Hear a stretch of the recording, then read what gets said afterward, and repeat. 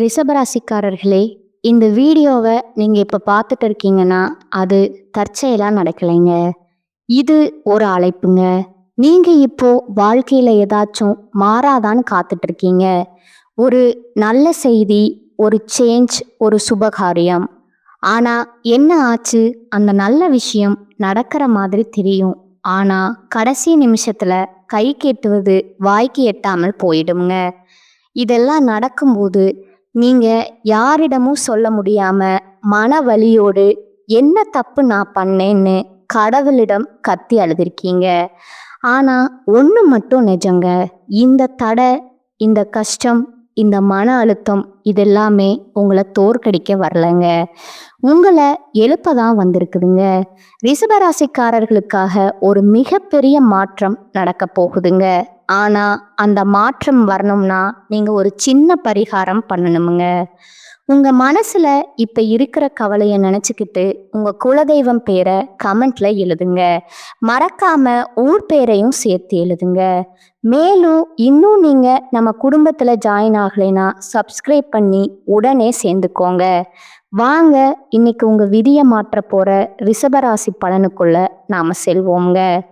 கால புருஷ தத்துவத்தின் 2ஆம் ராசியான ரிஷப ராசிக்கு வணக்கமுங்க. சிரதத்தன்மைக்கும் சொல்லிய சொல்ல காப்பாற்றுவதற்கும் ஒரு அழகான நந்தவனம் போன்ற மனதிற்கும் அடையாளமான ரிஷபராசி நேயர்களே, சுக்கிரனின் மைந்தர்களே, உங்கள் அனைவருக்கும் அந்த மகாலட்சுமியின் அருளும் உங்க ராசிநாதன் சுக்கிர பகவானின் ஆசியும் எப்போதும் முழுமையா கிடைக்கட்டுமுங்க. ரிஷபராசி நேயர்களே, இன்னைக்கு நாம பேச போற இந்த விஷயம் உங்களோட மனசாட்சியோடு நான் பேச போற ஒரு விஷயம்ங்க. இது வெறும் கிரக பலனோ அல்லது ராசி பலனோ கிடையாதுங்க. இது உங்கள பல பேரோட வாழ்க்கையில இன்னைக்கு ரத்தமும் சதையுமா நடந்துகிட்டு இருக்க ஒரு மிகப்பெரிய போராட்டம்ங்க. நமக்கு ஏன் இந்த நிலைமை? நான் யாருக்கும் கெடுதல் நினைக்கலையே, யாருக்கும் துரோகம் பண்ணலையே, அப்புறம் ஏன் நம்ம நிம்மதி மட்டும் இப்படி திருடி போகுது?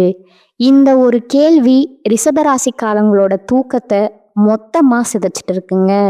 ராத்திரி படுத்தா தூக்கம் வர மாட்டேங்குது. பகல்ல மற்றவங்க முன்னாடி சிரிச்சு பேசினாலும் தனியா இருக்கும்போது கண்ணுல தண்ணி அருவி மாதிரி கொட்டுது. யாரை நம்பி இவ்வளவு செஞ்சோம்? யாருக்காக நம்மளோட சுகங்களை விட்டு கொடுத்தோம்? ஆனால் கடைசியில் அவங்களே நம்மளை ஒரு ஏமாளி மாதிரி பார்க்குறாங்களே. நீங்கள் உள்ளுக்குள்ள எருமலையாக கொதிச்சிட்டு இருக்கீங்க. ரிஷபராசி நேயர்களை பொறுத்தவரை நீங்கள் எப்போதுமே ஒரு அழகான ஆலமரம் மாறீங்க. உங்களை நம்பி வந்தவங்களுக்கு நிழல் தருவீங்க. கஷ்டப்படுறவங்களுக்கு தோள் கொடுப்பீங்க. நீங்க சம்பாதிக்கிற ஒவ்வொரு ரூபாயும் நீங்க அனுபவிச்சதை விட உங்க குடும்பமும் உங்களை சுத்தி இருக்கிறவங்களும் அனுபவிக்கணும்னு தான் நினைப்பீங்க. ஒருத்தர் கஷ்டம்னு வந்து நின்னா உங்க பாக்கெட்ல இருக்க கடைசி பணத்தை கூட அவங்களுக்கே கொடுத்து அடுத்த வேளை சாப்பாட்டுக்கு என்ன பண்ணுவோம்னு கூட யோசிக்காத மகாஜனங்கள் நீங்கங்க. ஆனா இப்போ உங்க நிலைமை என்ன தெரியுமா?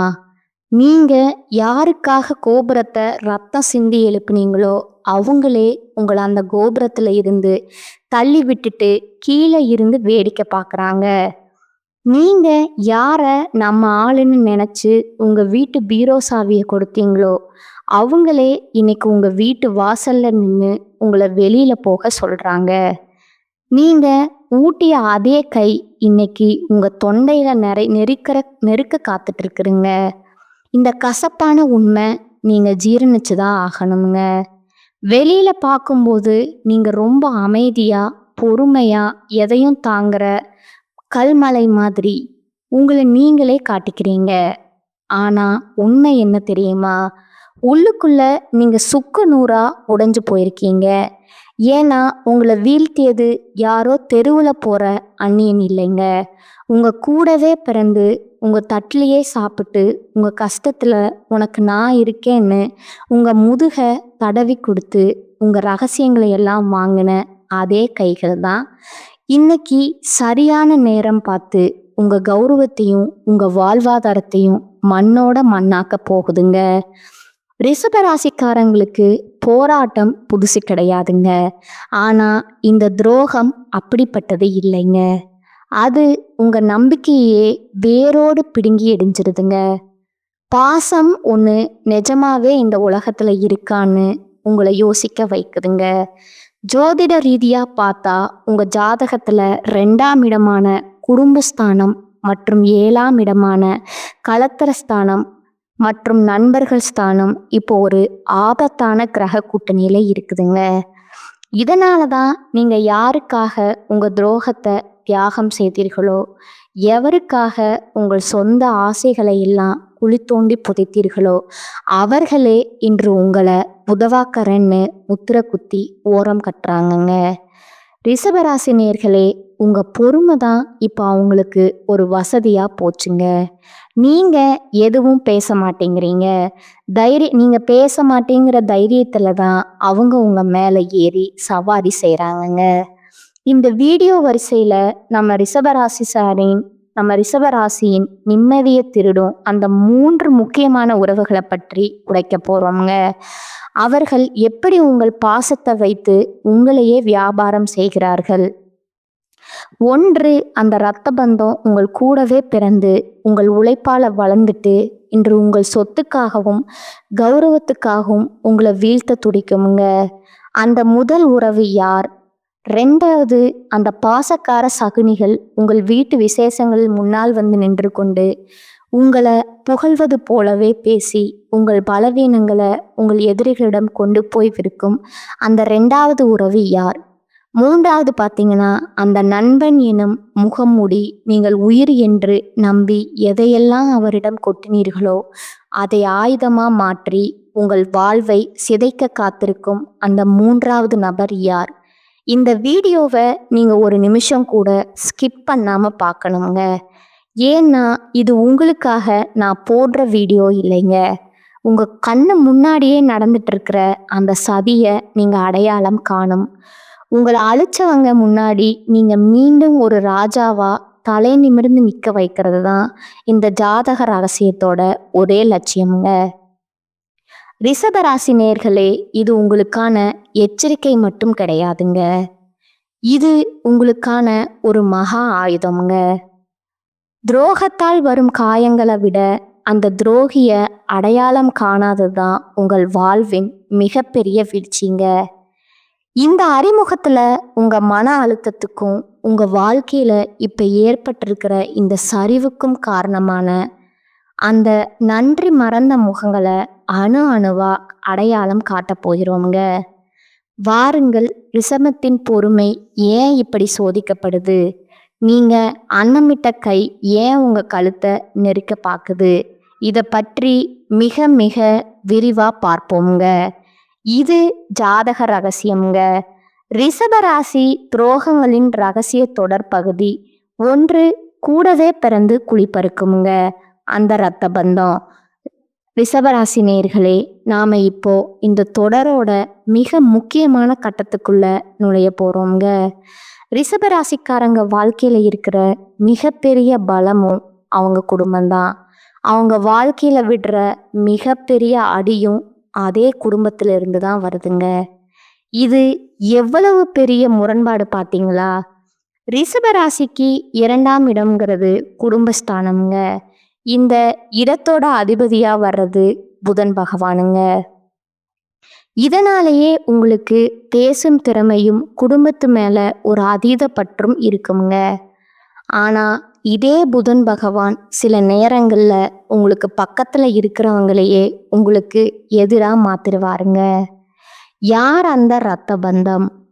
நீங்க ஒரு நிமிஷம் கண்ணை மூடி யோசிச்சு பாருங்க. நீங்க சின்ன வயசுல இருந்து யாருக்காக எதையும் விட்டு கொடுத்தீங்க? உங்க தம்பியா இருக்கலாம், தங்கையா இருக்கலாம், இல்லை உங்க கூடவே பிறந்த அண்ணனா இருக்கலாம். ரிஷபராசிக்காரங்க எப்பவும் செல்ஃப்லெஸ் மனிதர்கள்ங்க. அதாவது தனக்கு ஒரு பொருள் கிடைக்கிறத விட தன் தம்பிக்கு அது கிடைச்சா நீங்க ரொம்ப சந்தோஷப்படுவீங்க. அவங்க நல்லா இருக்கணும்னு நீங்க உங்க படிப்பை விட்டுட்டு வேலைக்கு துணிஞ்சிருப்பீங்க. அவங்க கல்யாணத்துக்காக நீங்க கடன் வாங்கி இருப்பீங்க. அவங்க ஒரு வீடு கட்டின உடனே நீங்க உங்க சேமிப்பை மொத்தமா தூக்கி கொடுத்துருப்பீங்க. ஆனா இன்னைக்கு நிலைமை என்ன? நீங்க எப்ப அவங்களுக்கு காசு கொடுக்கறத நிறுத்துனீங்களோ, இல்ல என்னைக்கு உங்களுக்கு ஒரு கஷ்டம்னு வந்து அவங்க முன்னாடி நின்று ஒரு உதவி கேட்டீங்களோ, அன்னைக்கு அவங்களோட உண்மையான முகம் வெளியில வந்திருக்குங்க. துரோகத்தின் முதல் படி அலட்சியமுங்க. முதல்ல அவங்க உங்களை மதிக்கிறத நிறுத்துவாங்க. இவன் என்ன செஞ்சான் நமக்கு, அவன் கடமையை செஞ்சான் அப்படின்னு ரொம்ப சாதாரணமா பேசுவாங்க. ரிஷபராசி நேயர்களே, நீங்க மற்றவங்க கிட்ட பாராட்ட எதிர்பார்க்க மாட்டீங்க. ஆனா நீங்க செஞ்ச உதவிக்கு ஒரு சின்ன நன்றியையாவது எதிர்பார்ப்பீங்க. ஆனா அந்த நன்றி கடனுக்கு பதிலா அவங்க உங்களுக்கு கொடுக்கறது என்ன தெரியுமா? அலட்சியம்ங்க. குடும்ப விஷயங்கள்ல உங்களை கூப்பிடாம விடுறது, அப்படியே கூப்பிட்டாலும் உங்களை ஒரு மூலையில உட்கார வைக்கிறது, உங்க பேச்ச யாரும் மதிக்காத மாதிரி ஒரு சூழலை உருவாக்குறது, இதுதான் அந்த துரோகத்தோட முதல் படிங்க. சொத்து மற்றும் பண விஷயத்துல விழும் பலத்த அடிங்க. ரிஷபராசிக்காரங்க கஷ்டப்பட்டு சேர்த்த சொத்துல கை வைக்கிறதுல தான் இவங்க தான் முதல்ல நிற்பாங்க. நீ தான் நல்லா சம்பாதிக்கிறியே, இது எனக்கு இருக்கட்டுமேனு பாசமா பேசி உங்ககிட்ட இருந்த நிலத்தையோ வீட்டையோ இல்லை ஒரு பெரிய தொகையோ அபகரிச்சிருப்பாங்க. நீங்க சரி போனா போகுது, என் தம்பி தானே, என் ரத்தம் தானேன்னு விட்டு கொடுப்பீங்க. ஆனா அந்த சொத்து அவங்க கைக்கு போனதுக்கு அப்புறம் உங்களை அவங்க யாருன்னே தெரியாத மாதிரி நடத்துவாங்கங்க. குறிப்பா ரிஷபராசி பெண்கள், நீங்க உங்க பிறந்த வீட்டுக்காக எவ்வளவோ செஞ்சிருப்பீங்க. ஆனா உங்களுக்கு ஒரு பிரச்சனை வரும்போது அதை பிறந்த வீட்டில் இருக்கிறவங்க கதவை தட்டுவாங்க, கதவை தாளிட்டுக்குவாங்கங்க. உனக்கு அங்கே என்ன வேலைன்னு கேட்குற அந்த ஒரு வார்த்தை உங்க இதயத்தை ஈட்டியால குத்துற மாதிரி இருக்குமுங்க. ஏன் இவங்க இப்படி மாறுறாங்க? இதுக்கு காரணம் உங்க மேல இருக்கிற பொறாமை தாங்க. ரிஷபராசிக்காரங்க எப்பவும் உழைப்பால உயர்வாங்க. நீங்க வீழ்ந்தாலும் மீண்டும் எழுதுருவீங்கிற பயம் அவங்களுக்குள்ள இருக்குங்க. அதனாலேயே உங்களை எழுந்திருக்க விடாம செய்யணும்னா உங்க குடும்பத்துக்குள்ளேயே குழப்பத்தை உண்டு பண்ணணும்னு அவங்க நினைக்கிறாங்க. நீங்க யாருக்காக ரத்தம் சிந்தி உழைச்சிருக்கீங்களோ அவங்களே இப்போ உங்க எதிரிகளோட கை கோர்த்துக்கிட்டு உங்களுக்கு எதிராக சதி செய்கிறாங்க. ரிஷபராசி நேயர்களே, அந்த நபர் யாருன்னு உங்களுக்கு இந்நேரம் புரிஞ்சிருக்குமுங்க. அவங்க உங்க முன்னாடி வரும்போது ரொம்ப பவ்யமா நடிப்பாங்க. ஆனா பின்னாடி போனா உங்களை பத்தி தப்பா பேசுவாங்கங்க. இவனுக்கு திமிர் பிடிச்சவன், இவன் யாருக்கும் எதுவும் செய்யலைன்னு ஊர் முழுக்க வதந்திய பரப்புவாங்க. இந்த துரோகத்துல இருந்து நீங்க எப்படி தப்பிக்க போறீங்க? அந்த இரத்த பந்தத்துக்கிட்ட இருந்து உங்களை நீங்க எப்படி தனிமைப்படுத்திக்க போறீங்க? அவங்க செஞ்ச துரோகத்தை அவங்களுக்கே எப்படி உணர்த்த போறீங்க? வாருங்க, ரிஷபராசியின் துரோக பக்கங்களின் இது வெறும் ஆரம்பந்தாங்க. அடுத்ததான் அந்த பாசக்கார சகுனிகள், அதாவது உங்க உறவினர்கள்ங்கிற போர்வைக்குள்ள இருக்கிற அந்த 2வது ஆபத்தை பற்றி அடுத்த பகுதியில மிக விரிவா பார்ப்போம்ங்க. இது ஜாதக ரகசியம்ங்க. ரிஷபராசி துரோகங்களின் ரகசிய தொடர் பகுதி 2ங்க. பாசக்கார சகுனிகள், முகஸ்துதி பாடி முதுகில குத்தும் உறவினர்கள். ரிஷபராசி நேயர்களே, முதல் பகுதியில் உங்கள் இரத்த பந்தங்கள் செய்த துரோகத்தை பார்த்தோம்ங்க. இப்போ நம்ம பார்க்க போற இந்த 2வது வகை உறவு இருக்கே, இது அதை விட மிக மிக ஆபத்தானதுங்க. ஏன்னா முதல் வகை துரோகிகள் எதிரிகளா முன்னாடி வந்து நிற்பாங்க. ஆனா இந்த 2வது வகை துரோகிகள் உங்க கூடவே இருந்து உங்க தட்டிலேயே சாப்பிட்டு உங்களை புகழ்ந்து தள்ளி சமயம் பார்த்து உங்களை மொத்தமா காலி பண்றவங்க. இவங்களைத்தான் நான் பாசக்கார சகுனிகள் அப்படின்னு சொல்றேங்க. ரிஷபராசிக்காரங்களுக்கு தெரிஞ்சோ தெரியாமலோ ஒரு பலவீனம் இருக்குங்க. அதுதான் முகஸ்துதிங்க. யாராவது உங்களை வந்து, நீங்கள்லாம் இந்த ஊர்லயே பெரிய ஆளு, உங்களை மாதிரி ஒரு தர்ம பிரபுவை நாங்கள் பார்த்ததே இல்லை அப்படின்னு 4 வார்த்தை நல்லதா பேசினா போதுமுங்க. உங்ககிட்ட இருக்க மொத்த ரகசியத்தையும், ஏன் உங்க பீரோ சாவியை கூட அவங்க கிட்ட தூக்கி கொடுத்துருவீங்க. இந்த பலவீனத்தை தான் இந்த உறவினர்கள் தங்களுக்கு சாதகமா பயன்படுத்துறாங்க. யார் அந்த பாசக்கார சகுனிகள்? இவங்க உங்க சித்தப்பா மகனா இருக்கலாம், அத்தை மகனா இருக்கலாம், இல்ல தூரத்து சொந்தமா கூட இருக்கலாமுங்க. உங்க வீட்ல ஒரு விசேஷம்னா போதும், இவங்க தான் முன்னாடி வந்து நிற்பாங்க. ஆமா, நீங்க கவலைப்படாதீங்க, நான் எல்லாத்தையும் பார்த்துக்கிறேன்னு சொல்லி உங்க பணத்தை எடுத்து அவங்க செலவு பண்ணுவாங்க. நீங்க அவங்கள நம்பி எல்லா பொறுப்பையும் கொடுப்பீங்க. ஆனா அவங்க அந்த நேரத்துல என்ன செய்வாங்க தெரியுமா? ஒவ்வொரு இடத்துலையும் உங்க கௌரவத்தை குறைக்கிற மாதிரி வேலைகளை செய்வாங்கங்க. மற்ற உறவினர்கள் கிட்ட போய், மாமாவுக்கு இப்ப முன்ன மாதிரி வசதி இல்லை, எல்லாம் வெறும் சீன் தான் அப்படின்னு தப்பா பேசுவாங்கங்க. உங்க காதுக்கு வரும்போது இவன் நம்ம மேல எவ்வளவு பாசமா இருக்கான்னு நீங்க நினைக்கிற மாதிரி நடிப்பாங்க. ரகசியங்களை விலை பேசும் துரோகம்ங்க. ரிஷபராசி நேர்களே, உங்க குடும்பத்துக்குள்ள இருக்கிற சின்ன சின்ன சண்டைகள், கணவன் மனைவிக்குள்ள இருக்கிற கருத்து வேறுபாடுகள், உங்க தொழில்ல இருக்கிற ரகசியங்கள், இது எல்லாத்தையும் இவங்க கிட்ட நீங்க ஒரு ஆறுதலுக்காக சொல்வீங்க. ஆனா இந்த சகுனிகள் என்ன பண்ணுவாங்க தெரியுமா? அதை அப்படியே கொண்டு போய் உங்க எதிரிகள் கிட்டேயோ இல்லை உங்க வளர்ச்சியை பார்த்து பொறாமைப்படுற மற்றவங்க கிட்டேயோ வர்ணனை சேர்த்து வச்சிருவாங்க. அந்த ரிஷபராசிக்காரன் மேல இப்பவே ஒரு கை வைங்க. அவன் இப்போ வீக்கா இருக்கான்னு போட்டு கொடுக்கறதே இவங்க தாங்க. நீங்க ஒரு பிரச்சனையில மாட்டிட்டு நிற்கும்போது இவங்க முன்னாடி வந்து ரொம்ப வருத்தப்படுற மாதிரி நடிப்பாங்க. ஆனா அவங்க மனசுக்குள்ள நல்லா வேணும், இவன் ரொம்ப ஆடுனான்ல அப்படின்னு ஒரு கொடூரமான சந்தோஷம் ஓடிட்டு இருக்குங்க. ஏன் ரிஷபராசிக்கு இந்த துரோகம் நடக்குது? ரிஷபராசி நேர்களே, நீங்க ஒரு இடத்துல ஒரு சொத்து வாங்குறீங்கனாலோ, இல்ல உங்க பிள்ளைகளுக்கு ஒரு நல்ல வரன் அமையுதுனாலோ, இந்த உறவினர்களுக்கு வயிறு எரியுங்க. நமக்கு அமையாதது இவனுக்கு எப்படி அமைஞ்சது? இந்த ஒரு பொறாமை தான் அவங்கள சகுனிகளா மாத்துதுங்க. நீங்க செஞ்ச உதவிய அவங்க ஒருபோதும் சொல்ல மாட்டாங்க. ஆனா நீங்க தெரியாம செஞ்ச ஒரு சின்ன தப்ப ஊர் முழுக்க தம்மட்டம் அடிச்சு சொல்லுவாங்கங்க. உங்க வீட்ல இருக்கிற குழப்பங்களுக்கும் இவங்க தான் மூல காரணமா இருப்பாங்கங்க. இவங்க உங்க வீட்டுக்கு வந்துட்டு போனாலே அன்னைக்கு உங்க வீட்ல ஒரு சண்டை நடக்குங்க. கவனிச்சிருக்கீங்களா? இவங்க கொண்டு வர்றது பாசம் இல்லைங்க, அது ஒரு விதமான விஷம்ங்க. ரிஷபமே விழித்துக்கொள். இப்படிப்பட்ட உறவினர்களை நீங்க அடையாளம் காணணும்னா ஒரு சின்ன விஷயம் கவனிங்க. நீங்க நல்லா இருக்கும்போது இவங்க உங்க கூடவே ஒட்டிட்டு இருப்பாங்க.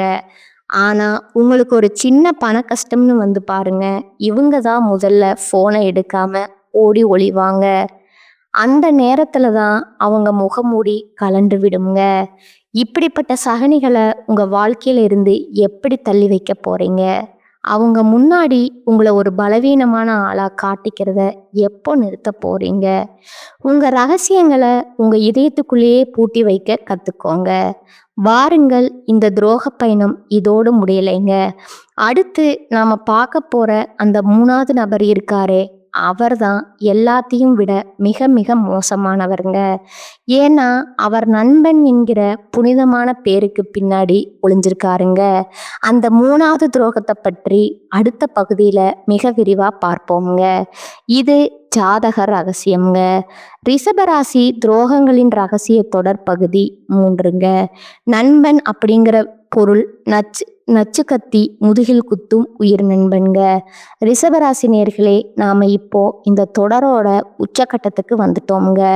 முதல் 2 பகுதியில இரத்த பந்தத்தையும் உறவினர்களையும் பார்த்தோம்ங்க.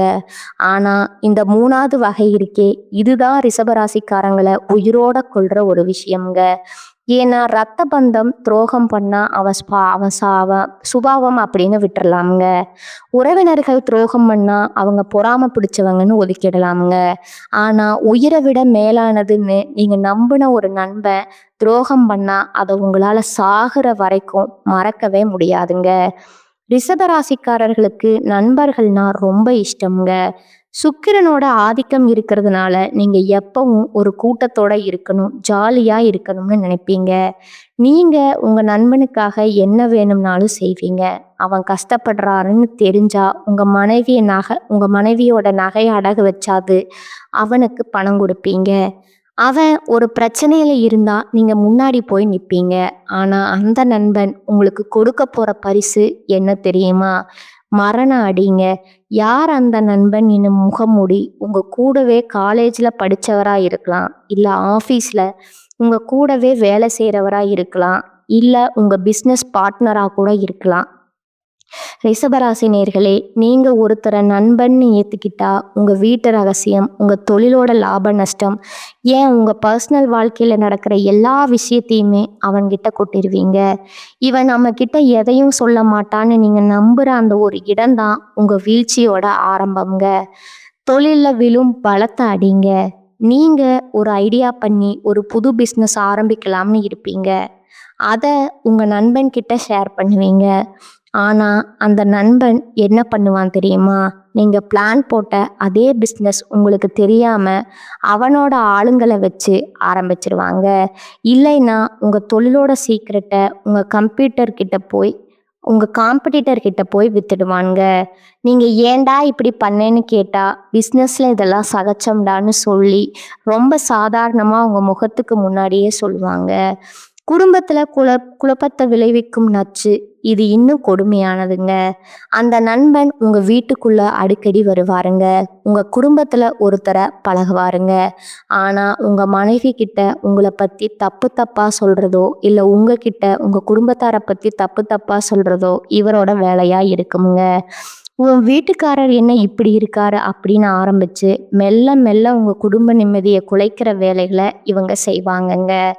ரிஷபராசி நேர்களே, உங்க நண்பன் தான் உங்க எதிரிக்கு உங்களை பத்தின எல்லா தகவலையும் கொடுத்துட்டு இருக்காங்க. ஏன் ரிஷபராசிக்கு இந்த துரோகம்? உங்களுடைய அசுர வளர்ச்சி தான் அவங்க கண்ணை உறுத்துதுங்க. நீங்க ஒரு புது கார் வாங்கினா இவங்க வெளியில வாழ்த்து சொல்லுவாங்க. ஆனா உள்ளுக்குள்ள இவனுக்கு எப்படி இவ்வளவு வசதி வந்ததுன்னு வயிறெறிவாங்கங்க. நீங்க ஒரு பிரச்சனையில மாட்டிக்கும் போது இவங்க தான் முதல் ஆளா வந்து உங்களுக்கு ஆறுதல் சொல்ற மாதிரி நடிப்பாங்க. ஆனா அன்னைக்கு நைட்டே அவங்க நிம்மதியா தூங்குவாங்க. ஏன்னா அவங்க நினைச்சது நடந்துருச்சுங்க. ஒரு நண்பன் துரோகம் பண்ணும்போது நீங்க உடைஞ்சு போயிடுறீங்க. இனிமே யாரையும் நம்பக்கூடாதுன்னு ஒரு முடிவுக்கு வர்றீங்க. ஆனா அந்த முடிவை நீங்க முன்னாடியே எடுத்திருக்கணுங்க. உங்களுடைய ரகசியங்கள், உங்களுடைய பலம், அதை ஒரு நண்பன் கிட்ட பகிர்கிறதுக்கு மூலமா நீங்க உங்க ஆயுதத்தை அவன்கிட்டயே கொடுத்துட்றீங்க. இப்போ நீங்க செய்ய வேண்டியது ஒண்ணுதாங்க. உங்க நண்பர்கள் வட்டாரத்தை ஒரு தடவை செக் பண்ணுங்க. உங்க வளர்ச்சியை பார்த்து உண்மையாவே சந்தோஷப்படுறவர் யாரு? உங்க கஷ்டத்துல நிஜமாவே கை கொடுக்கிறவர் யாரு? இந்த முகமூடி மனிதர்களை அடையாளம் கண்டு அவங்கள உங்க வாழ்க்கையில இருந்து கட் பண்ணுங்க. அவங்க முன்னாடி நீங்க தோத்துட்டதா நினைச்சு அழுறத நிறுத்துங்க. ஏன்னா அவங்களுக்கு தேவை உங்க அழுகதாங்க. உங்க அவமானப்படுத்தியவர்கள் முன்னாடி, உங்களை ஏமாற்றிய நண்பர்கள் முன்னாடி நீங்க ஒரு ராஜாவா மீண்டு எழுந்து நிக்கணுமுங்க. அந்த வெற்றி தான் நீங்க அவங்களுக்கு கொடுக்கிற மிகப்பெரிய தண்டனைங்க. வாருங்கள், இந்த துரோகங்கள் எல்லாத்தையும் தாண்டி ரிஷபராசி எப்படி நிமிர்ந்து நிற்க போகுது? இழந்த கௌரவத்தை மீட்க நீங்க செய்ய வேண்டிய இந்த மகா ரகசிய பரிகாரங்கள் என்ன? அடுத்த இறுதி பகுதியில மிக விரிவா பார்க்கலாம்ங்க. துரோகங்களின் ரகசிய தொடர் இறுதி பகுதி, துரோகிகளை வீழ்த்தும் விஸ்வரூபம்ங்க. இந்த இழந்த கௌரவத்தை மீட்கும் மகா ரகசிய பரிகாரங்கள். ரிஷபராசி நேர்களே, நாம இப்ப இந்த தொடரோட மிக முக்கியமான உங்க வாழ்க்கைய தலைகீழா மாற்ற போற ஒரு இடத்திற்கு வந்துட்டோம்ங்க. இதுவரைக்கும் ரத்த பந்தம் செஞ்ச துரோகம், உறவினர்கள் ஆடிய சகுனி ஆட்டம், நண்பன் போட்ட முகமூடின்னு எல்லா கசப்பான உண்மைகளையும் பார்த்தோம்ங்க.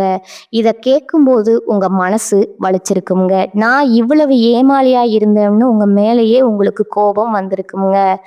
ஆனா ஒண்ணு தெரிஞ்சுக்கோங்க, அடிபட்ட காலதான் முன்ன விட வேகமா பாயுங்க. இப்ப அந்த பாய்ச்சலுக்கான நேரம் வந்துருச்சுங்க.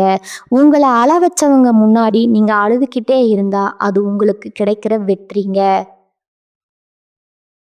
ஆனா அவங்க உங்களை எங்கே வீழ்த்தணும்னு நினைச்சாங்களோ அதே இடத்துல நீங்க ஒரு ராஜாவா வந்து நிக்கிறது தான் நீங்க அவங்களுக்கு கொடுக்கிற மரண அடிங்க. உங்க ராசிநாதன் சுக்கிரன் உங்களுக்கு தரும் மிகப்பெரிய பலமே மீண்டிலும் ஆற்றல் தாங்க. துரோகிகளை வீழ்த்தும் முதல் ஆயுதம் அமைதிங்க. இனிமே நீங்க அவங்க கிட்ட போய் சண்டை போடாதீங்க. ஏன் எனக்கு துரோகம் பண்ணேன்னு கேட்டு உங்க கண்ணீரை வீணாக்காதீங்க. நீங்க எடுக்க வேண்டிய முதல் ஆயுதம் கடுமையான அமைதிங்க. அவங்களுக்கு உங்க வாழ்க்கையில என்ன நடக்குதுன்னே தெரியக்கூடாதுங்க. நீங்க சம்பாதிக்கிறீங்களா இல்லையா, உங்க அடுத்த பிளான் என்ன, எதுவுமே அவங்களுக்கு தெரிய விடாதீங்க. உங்க அமைதி அவங்கள பைத்தியமாக்குமுங்க. இவன் எப்படி இவ்வளவு அமைதியா இருக்கான்னு அவங்க பயப்படணுமுங்க. அதுதான் அவங்க விஸ்வரூபத்தோட முதல் படிங்க. செயலால் கொடுக்கும் பதிலுங்க. உங்க கௌரவத்தை சிதைச்சாங்களோ அதே கௌரவத்தை உங்க உழைப்பால 10 மடங்கு அதிகமாக்கி அவங்க முன்னாடி நிக்கணுங்க. உங்களை ஒரு ஏமாளின்னு சொன்னாங்களா, நீங்க ஒரு புத்திசாலித்தனமான தொழிலதிபராவோ அல்லது ஒரு பெரிய பதவியிலையோ வந்து உட்கார்ந்து அந்த வாயை அடைங்க. உங்க உழைப்பு தான் உங்களுடைய மிகப்பெரிய பழிவாங்குதலுங்க. இந்த யோகத்தை மீட்க மகா ரகசிய பரிகாரங்கள், ஜோதிட ரீதியா இந்த துரோகங்களால ஏற்பட்ட மன உளைச்சலும் பண இழப்பும் நீங்க சில ரகசிய பரிகாரங்களை செய்யணுங்க. சுக்கிரனின் அருளை பெற வெள்ளிக்கிழமை தோறும் அதிகாலையில மகாலட்சுமிக்கு மல்லிகை பூ செட்டி தீபம் ஏற்றி வழிபடுங்க. ரிஷபராசிக்கு அதிபதி சுக்கிரன் என்பதால மொச்சை பயிறு சுண்டல் செய்து தானம் கொடுப்பது உங்க பண வரத்தை நீக்குங்க. பணத்தடையை நீக்குங்க. எதிரிகள் அழிய சத்ரு சம்ஹாரம் செவ்வாய்க்கிழமை தோறும் அருகில் இருக்கும் முருகப்பெருமானின் கோயிலுக்கு போய் ஒரு எலுமிச்சம்பழத்தை அவர் பாதத்தில் வச்சு பின்னாடி அதை வீட்டுக்கு கொண்டு வந்து உங்கள் வீட்டு வாசலில் வெட்டுங்க. அது உங்களை மேலே இருக்கிற கண் திருஷ்டியும் சகுனியோட தீய பார்வையும் மொத்தமாக காலி பண்ணிடுமுங்க. பைரவர் வழிபாடுங்க. உங்களுக்கு துரோகம் பண்ணவங்க அவங்க செஞ்ச தப்புக்கு தண்டனை அனுபவிக்கணும்னு நினைக்கிறீங்களா, தேய்பிரை அஷ்டமி அன்னைக்கு கால பைரவருக்கு மிளகு தீபம் ஏத்துங்க. பைரவர் உங்களுக்கு நீதியை தேடி தருவாருங்க. கடந்த போன வழிகளை ஒரு பாடமா எடுத்துக்கோங்க. இனிமே நீங்க பழைய ஏமாளி ரிஷபம் கிடையாதுங்க. நீங்க ஒரு பாடம் புகட்ட போற தங்கம். உங்க ரகசியங்களை உங்க இதயத்துக்குள்ளேயே பூட்டி வைங்க. உங்களை நம்பினவங்களுக்கு மட்டும் உண்மையா இருங்க. துரோகம் செஞ்சவங்களை இறைவன் பார்த்து பாருங்க. நீங்க உங்க வெற்றியை பாருங்க. உங்களை அவமானப்படுத்தியவர்கள் ஒரு நாள் உங்க வீட்டு வாசல்ல வந்து உதவிக்காக காத்துட்டு நிற்பாங்க. அன்னைக்கு நீங்க அவங்களுக்கு உதவி செய்யணும்னு அவசியம் இல்லைங்க. ஆனா நீங்க உயர்ந்த இடத்துல இருக்கிறத அவங்க பார்க்கணுங்க. அதுதான் உண்மையான ஜோதிட ரகசியம்ங்க. இந்த தொடரை நீங்க முழுமையா பார்த்துருக்கீங்கன்னா இப்போ உங்க மனசுல ஒரு தெளிவு பிறந்திருக்குமுங்க. நீங்க யாருக்காக அழுதீங்களோ அவங்க அழுகைக்கு தகுதியானவங்க இல்லைன்னு உங்களுக்கு புரிஞ்சிருக்குமுங்க. ரிஷபராசிக்காரங்க தோத்து போறது ரொம்ப கஷ்டம்ங்க. ஏன்னா நீங்க பூமாதேவி அம்சம் கொண்டவங்க. எவ்வளவு பாரத்தையும் தாங்குவீங்க. ஆனா ஒரு கட்டத்துல அந்த பாரம் உங்களுக்கே வலியை கொடுக்குமுங்க. அதை தூக்கி எறிய வேண்டியது உங்களுடைய கடமைங்க. உங்களை வீழ்த்த நினைச்ச அந்த ரத்த பந்தமா இருக்கட்டும், உங்க வீட்டுக்குள்ளேயே உட்கார்ந்து குளிபறிச்ச அந்த சகுனிகளா இருக்கட்டும், இல்ல நண்பன்னு நம்பி நீங்க முதுக திரும்பும் போது குத்துன அந்த துரோகியா இருக்கட்டும், அவங்க எல்லாருமே நீங்க கொடுக்க வேண்டிய ஒரே பரிசு மாதிரி அவங்கள உங்க மனசுல இருந்து மொத்தமா தொடச்சேறீங்க. அவங்கள பத்தி யோசிக்கிற ஒவ்வொரு நிமிஷமும் உங்க வளர்ச்சியோட ஒரு நிமிஷத்தை நீங்க இழக்கிறீங்க. நீங்க இழந்த மதிப்பு, இழந்த பணம், இழந்த நிம்மதி, இது எதுவுமே நிரந்தரமா உங்களை விட்டு போகலைங்க. அது எல்லாமே ஒரு பாடத்தை கத்து கொடுத்துட்டு போகுதுங்க. சுக்கிரனோட ஆதிக்கம் இப்போ உங்களுக்கு சாதகமா மாறப்போகுதுங்க. துரோகிகள் முன்னாடி நீங்க தலை குனிஞ்சு நின்ன காலம் முடிஞ்சு போச்சுங்க. இனிமே அவங்க உங்க நிழலை பார்த்து பயப்படுற காலம் ஆரம்பமாகுதுங்க. இனிமே உங்ககிட்ட ஒருத்தர் உதவி கேட்டு வராங்கன்னா உங்க பழைய ஏமாளி ரிஷபமா போய் நிக்காதுங்க. நிதானமா ரிஷபமா இருங்க. யாருக்கு உதவி செய்யணும், யாரை தள்ளி வைக்கணும், ஒரு எல்லைக்கோட்டை வரைச்சுக்கோங்க. அந்த எல்லைக்கோட்டை தாண்டி வர எவனுக்கும் உங்க வாழ்க்கையில இடம் இல்லைன்னு முடிவெடுங்க. உங்களை அவமானப்படுத்தியவர்கள் ஒரு நாள் உங்க வீட்டு வாசல்ல வந்து உதவிக்காக காத்துட்டு நிற்பாங்க. அப்ப நீங்க அவங்கள உதாசீனப்படுத்த வேண்டாமுங்க. ஆனா நீங்க அடைஞ்சிருக்க போற அந்த உன்னதமான இடத்தை பார்த்து அவங்க வயிறு எரியணுமுங்க. அதுதான் நீங்க அவங்களுக்கு கொடுக்கிற மிகப்பெரிய தண்டனைங்க. உங்களுடைய நேர்மை, உங்களுடைய அந்த தர்ம குணம், இதுதான் உங்களை மீண்டும் ஒரு வெற்றியாளரா மாத்த போகுதுங்க. ரிஷபராசி நேயர்களே, துரோகத்தை ஏருவாக்கி உங்கள் வெற்றியை பயிராக்குங்க. இந்த தொடர் உங்களுக்கு பிடிச்சிருந்தா மறக்காம கமெண்ட்ஸ்ல உங்க அனுபவங்களை பகிருங்க. நம்ம சேனலை சப்ஸ்கிரைப் பண்ணி ஆதரவு தாங்க.